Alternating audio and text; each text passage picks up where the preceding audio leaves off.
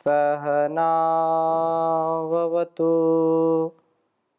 सहनौ भुनक्तु सह वीर्यं करवावहै तेजस्विनावधीतमस्तु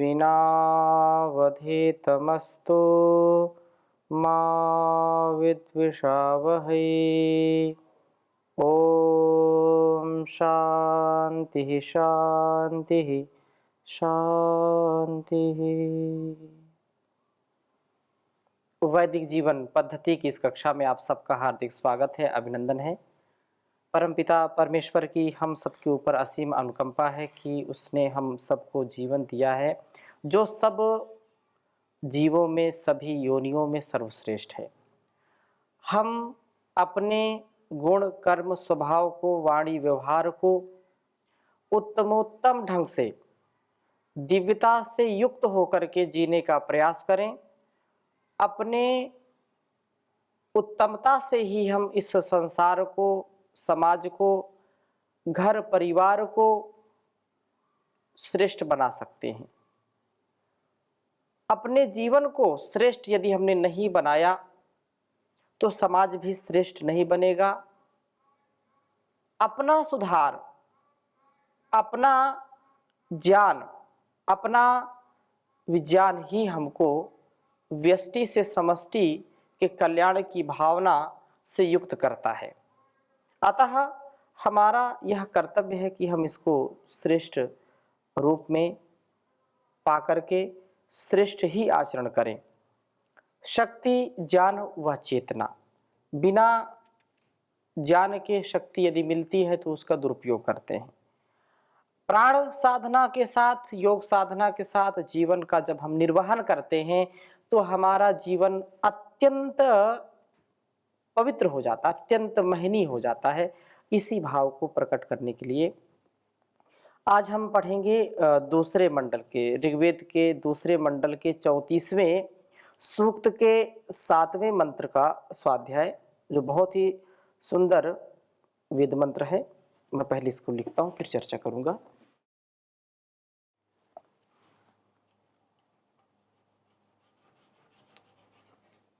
ओम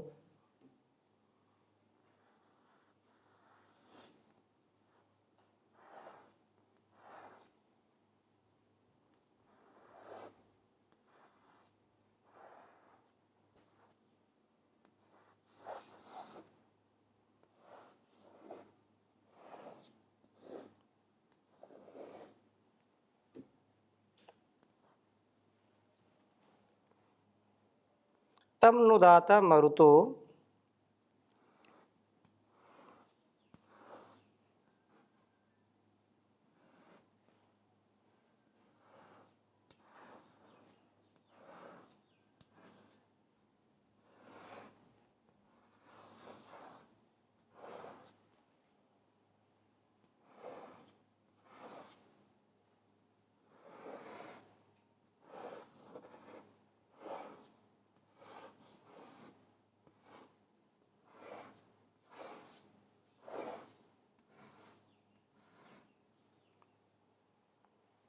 तम नुदात मरुतो वाजिनम।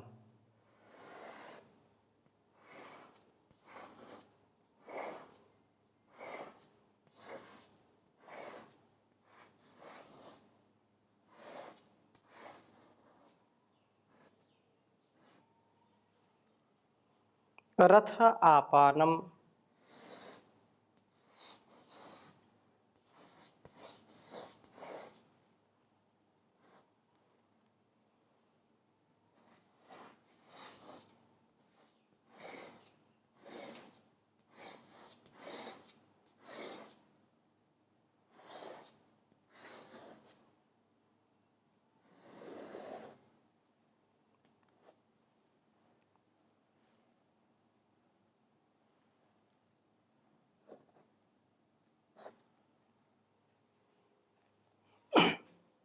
ब्रह्म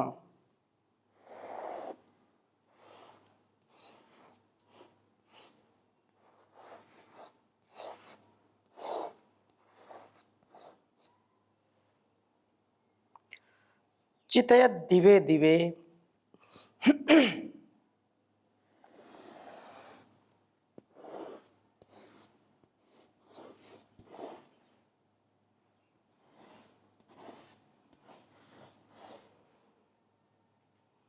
चितयत दिवे दिवे।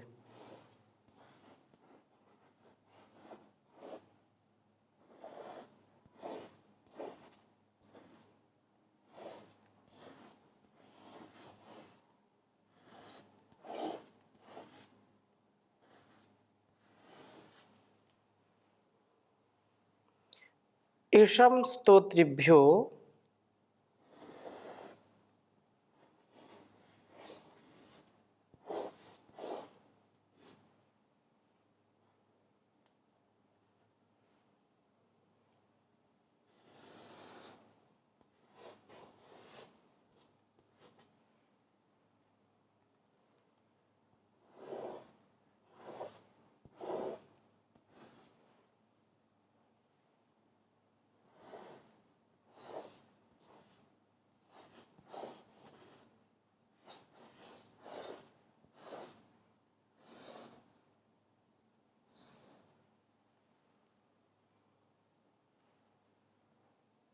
वृजनेषु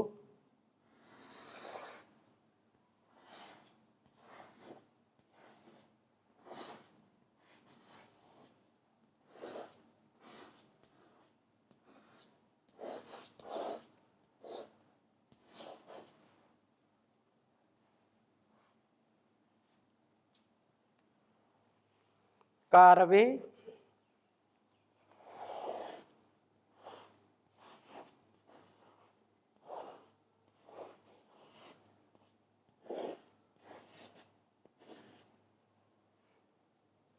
सनिम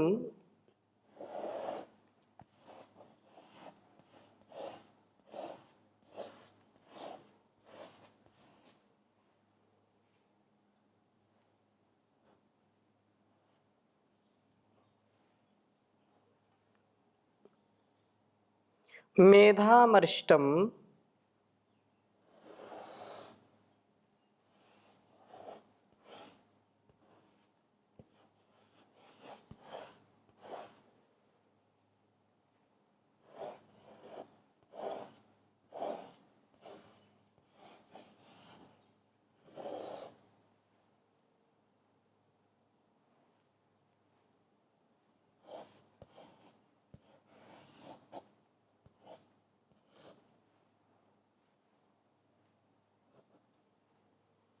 दुष्टरम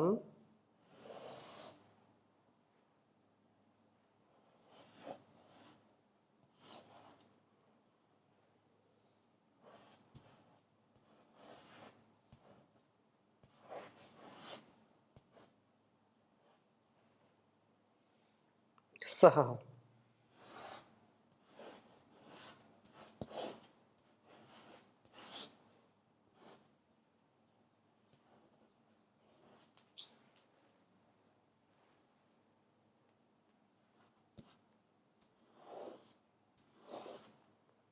दूसरे मंडल के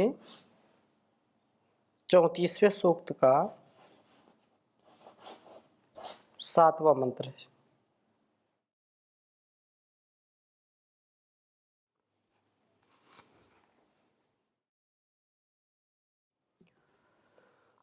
ओम तम नु दाता मरुतो वाजिनं रथा आपानं ब्रह्म चित्तयेत् दिवे दिवे।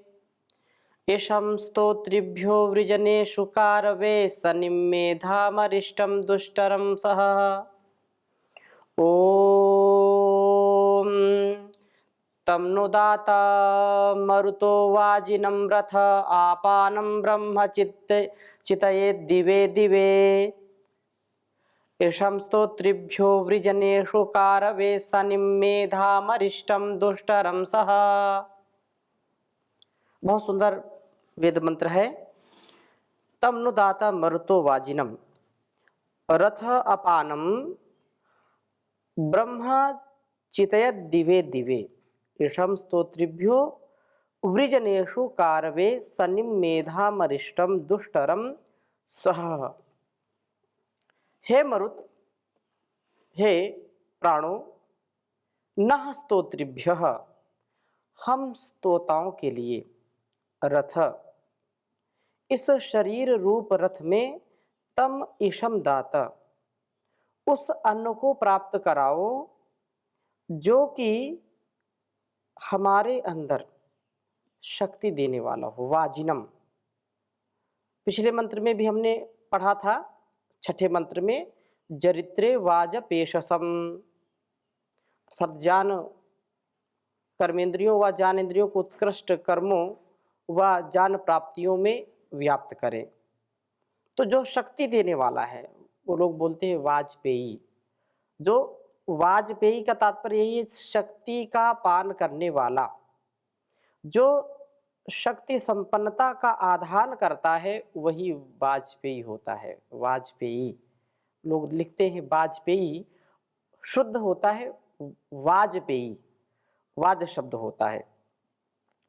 तो वाज, वाजिनम और वाजी अश्व को भी बोलते हैं क्योंकि वो शक्ति का बहुत बड़ा जो है उदाहरण प्रस्तुत करता है। हार्स पावर लोग बोलते हैं।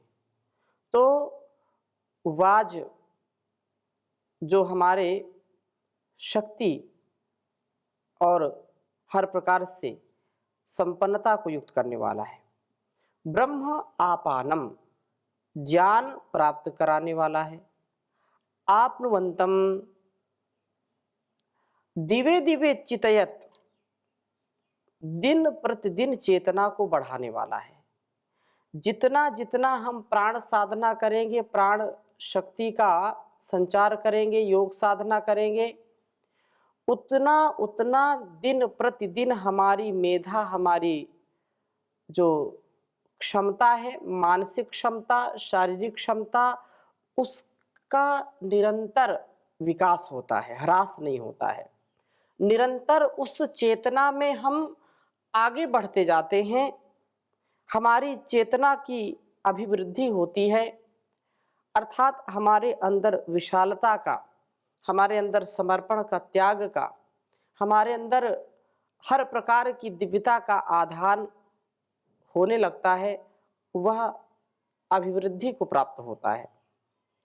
इसलिए कहा, हे मरुतो कारवे, कुशलता से कर्म कराने या कुशलता से कर्म करने वाले के लिए वृजनेषु, पापों का वर्जन होने पर सनिम, संभजनीय धन को व उपासना वृत्ति को, मेधाम बुद्धि को, अरिष्टम अहिंसन को, निरोगता को तथा दुष्टरम सह शत्रुओं से न तैरने योग्य बल को प्राप्त कराओ। प्राण साधना के साथ उत्तम सात्विक अन्न का सेवन करने पर शक्ति व ज्ञान बढ़ते हैं। वाजिनम ब्रह्म आपानम जो कहा यहाँ पर, कि जब हम प्राण साधना करते हैं, प्राणायाम करते हैं, योग करते हैं, तो हमारे अंदर वैसी ही शक्ति, वैसी ही मति भक्ति कृति का विकास होता है जो हमको सात्विकता की ओर ले जाता है। हमारे अंदर की जो राजसिकता है, जो तामस है, वो दूर होता है।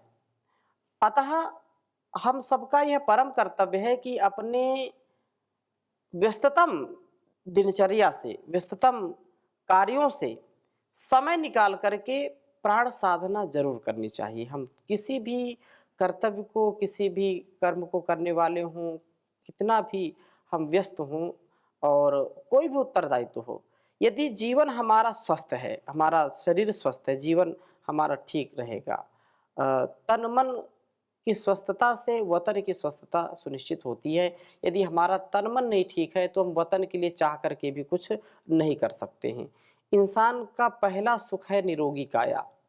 अगर निरोगी हम रह करके इस जहान का कल्याण करना चाहते हैं तो वेदों का ज्ञान और योग का ज्ञान, इसका आधान करना ही पड़ेगा। इसके बिना जीवन शमशान है। जान है तो जहान है, नहीं तो शमशान है। हम शमशान न बनाएं इसको, हम व्यवधान में न रहें, हम समाधान में रहें, इसलिए हमको सदा सर्वदा सर्वत्र ऐसा प्रयास ऐसा प्रयत्न करते रहना चाहिए जो हमारे लिए अत्यंत महनीय है, अत्यंत कल्याणकारी है। और आगे कहा है कि ये जो मानस वृत्ति है, इस मानस वृत्ति को उत्तम बनाने के लिए हमको सामर्थ्य दीजिए। उत्तम बनने से चेतना ठीक बनी रहती है। चितयत कहा है, चिति संजाने, चितयत दिवे दिवे। पाप वृत्ति का इस प्राण साधना से नष्ट होना सुनिश्चित होता है। अर्थात प्राण साधना करने से हमारा जो पाप वृत्ति का स्वभाव है, जो अधर्म, अन्याय, अनीति, अज्ञान, अंधकार, अविद्या में हम फंस जाते हैं, क्योंकि बहिर्मुख ये हमारी इंद्रियां हैं और बाहर का जो नज़ारा है, बाहर का जो इशारा है, उसको हम समझ नहीं पाते हैं और हम उसके शिकार बन जाते हैं। हम उससे बचें, हम उसका वर्जन करें, उसको हम अपने पास, अपने निकट उपस्थित होने न दें, उसको सदा दूर ही रखें। तो वह सामर्थ्य कैसे आएगा? वह सामर्थ्य आएगा प्राण साधना से। परम पूज्य श्री स्वामी जी महाराज ने यह जो भौतिक जीवन है और आध्यात्मिक जीवन है, जो विद्याम च यस्तद वेदो भयम सहा, विद्या मृत्युम तीर्थवा विद्यामृतमश्नुते का जो उद्घोष है, जो वेद मंत्र हमको शिक्षा देता है, उसको श्री स्वामी जी महाराज ने उसको जीवन में जी करके दिखाया है। और योग से क्या नहीं हो सकता, योग के प्रयोग से जीवन हमारा इतना सुंदर, इतना भव्य, दिव्य बन जाता है कि लाखों करोड़ों लोगों के हम जीवन के उत्कर्ष करने वाले बन जाते हैं। उनका जीवन हमारे जीवन से कुछ सीखता है, कुछ उनको तृप्ति मिलती है, उनको कुछ उत्साह मिलता है, अनुप्राणित हम करते हैं यदि ऐसा जीते हैं। तो हमारा जीवन सात्विक हो, व्यवस्थित हो और उत्तमता से जीने वाले हम बने। इसलिए कहा है कि पाप वृत्ति की जो स्थिति होती है वह नष्ट होती है। और वृजनेशु, मनुष्य उपासना की वृत्ति वाला, सनिम, मेधावी, मेधाम, निरोग, अरिष्टम तथा सहनशील बन जाता है। आज जो 90% से 95-99% घर में या समाज में या संस्थान में, घर परिवार समाज में जो भी लड़ाई झगड़े हैं, उनमें कहीं ना कहीं एक समस्या आती है। और वह समस्या क्या है? वह समस्या है असहनशीलता। समस्या वो क्या है कि उपासना की वृत्ति ना होना। वासना से युक्त होते हैं और जब वासना से व्यक्ति युक्त होगा, आसक्ति से युक्त होगा, तो उसको फिर क्या सही है, क्या गलत है, क्या तथ्य सत्य है, उसका ध्यान नहीं करता है। और उसके अंदर की जो सहनशीलता है, एक दूसरे की जो परस्परता, जो कृतज्ञता है, उस भाव को भूल जाता है। माता पिता, गुरु आचार्य, पति पत्नी, भाई भाई, बहन भाई, बेटा बेटी, या गुरु शिष्य, राजा प्रजा, ये सब अपने कर्तव्यों को ठीक ठीक करने में असमर्थ हो जाते हैं। कब? जब वासना के शिकार होते हैं, वासना के शिकंजे में फंस जाते हैं, उसके जाल में फंस जाते हैं और उपासना करते नहीं हैं। जब इंद्रिय संयमन नहीं करेंगे, इंद्रियों का नियमन नहीं करेंगे और सहनशील नहीं होंगे, एक दूसरे को सहन करने वाले नहीं बनेंगे, तो वह परिवार, वह समाज, वह राष्ट्र टूट जाता है, बिखर जाता है, जहां पर एक दूसरे को सहन करने का सामर्थ्य नहीं होता। सहनशीलता से सारी पृथ्वी टिकी है। धरती जैसा धैर्य, आकाश जैसी विशालता, वायु जैसा वेग, अग्नि जैसा तेज, समुद्र जैसी गहराई, यह कब मिलेगा? जब व्यक्ति योगाभ्यास करेगा।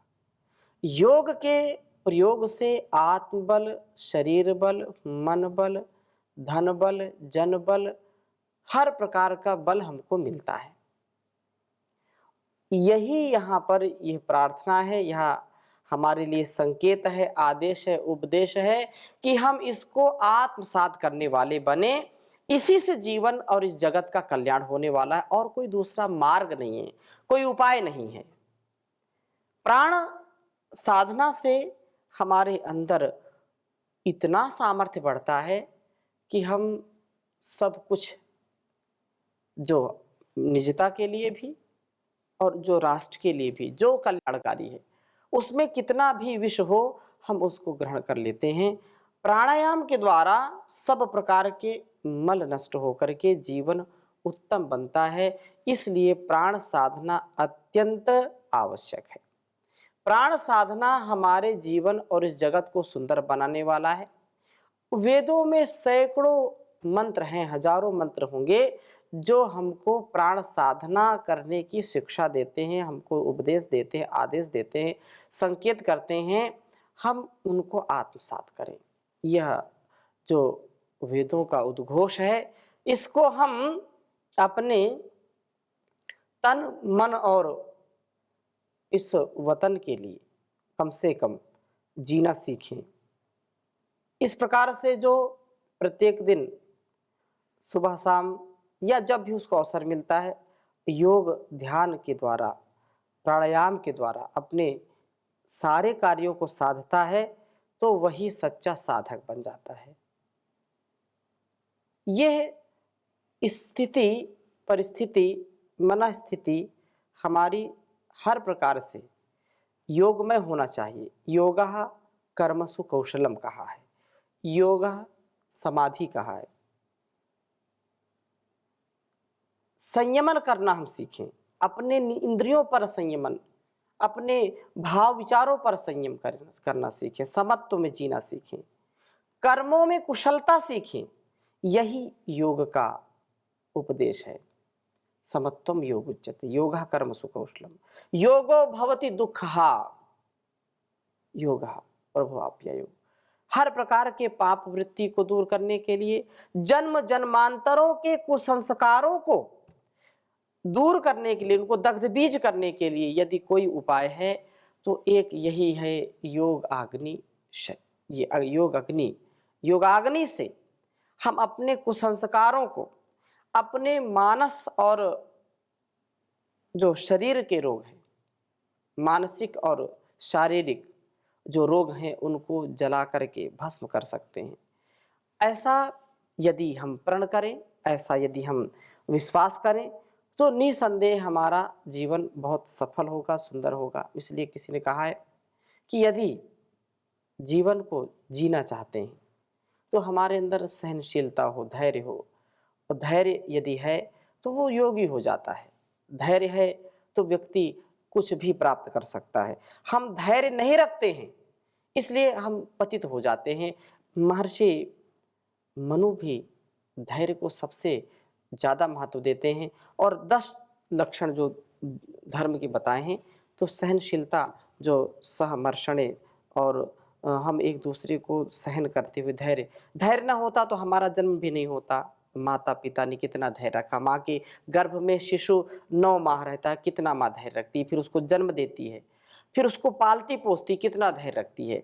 धैर्य से ही, सहन शक्ति से ही, कितने सहनशीलता के साथ उसने हमारा लालन पालन किया है, कितनी उसने पीड़ाएं सही, कितनी वेदनाएं सही हैं। और हमको बनाने के लिए एक माँ ही नहीं, माँ तो सबसे ज़्यादा त्याग और तपस्या करती है, लेकिन उसके साथ साथ हम ये विचार करें, जो लोग अहंकार से जो है बोल उठते हैं कि हमारा किसी का हमारे ऊपर कोई एहसान नहीं है, हमारा तो जीवन ऐसा ही है, हम किसी के एहसान को नहीं मानते, हमारे ऊपर किसी का ऋण नहीं है, तो उनको इस बात को समझना चाहिए कि यदि आप अपने जीवन को मेधावी नहीं बनाएंगे, उपासना की वृत्ति वाला नहीं बनाएंगे, यदि सहनशील नहीं बनेंगे, तो जीवन में कृतज्ञता आप आमंत्रित कर रहे हैं, और कृतज्ञता सबसे बड़ा अभिशाप है, पाप है, एहसान फरामोशी जिसको कहते हैं। इस जीवन को पाकर के आपने माता पिता गुरु आचार्य और इसके साथ साथ कितने लोगों का उपकार आपने लिया है अपने जीवन में, आप कल्पना भी नहीं कर सकते हैं। इतने लोगों का उपकार हमारे ऊपर है, इससे हमारा जीवन चलता है। इतने लोगों की शक्ति हमको मिली हुई है जिससे हमारा जीवन चल रहा है, जिससे हम बोल पा रहे हैं, कुछ कर पा रहे हैं। तो बहुत ही कृतज्ञ भाव से जीवन को जीना चाहिए। प्राण साधना के साथ अपने दोषों को दग्धबीज करना चाहिए, अपने वासनाओं को उपासना से दूर करना चाहिए। तो आज का यह वेद मंत्र हमको प्राण साधना के लिए, योग साधना के लिए, ध्यान के लिए प्रेरित कर रहा है। तो कितना भी हम कार्य में व्यस्त हो, हमेशा कुछ लोग बोलते हैं हमारे पास समय नहीं, क्या करें जी, प्राण साधना करने का, योग साधना करने का समय नहीं है। ये तो उन लोगों का काम है जिनके पास कोई काम नहीं, या जो रोगी हो गए। ऐसा कभी भी विचार नहीं करना चाहिए, क्योंकि यदि आप विचार स्वयं करें और जो भी कार्य करते हैं, आप विचार करें कि यदि ये 24 घंटे का जो रात दिन है, यदि ईश्वर की व्यवस्था से 48 घंटे का भी हो जाए, तो भी हमारा कार्य कभी समाप्त नहीं हो सकता है। ये तो चलता रहेगा। संसार के जो सुख दुख, मान अपमान, लाभ हानि, जय पराजय, कभी कुछ, ये चलता रहता है। लेकिन हमारा कर्तव्य है कि परमात्मा के द्वारा जो यह जीवन मिला है, यह जो जगत मिला है, इसकी दिव्यता के लिए, इसकी आरोग्यता निरोगता के लिए हमको प्राण साधना अवश्य करनी चाहिए। तो इन्हीं शुभकामनाओं के साथ आज की कक्षा को यहीं पर विराम देते हैं। शेष चर्चा अगले मंत्र के साथ अगली कक्षा में करेंगे। ओम शांति शांति शांति।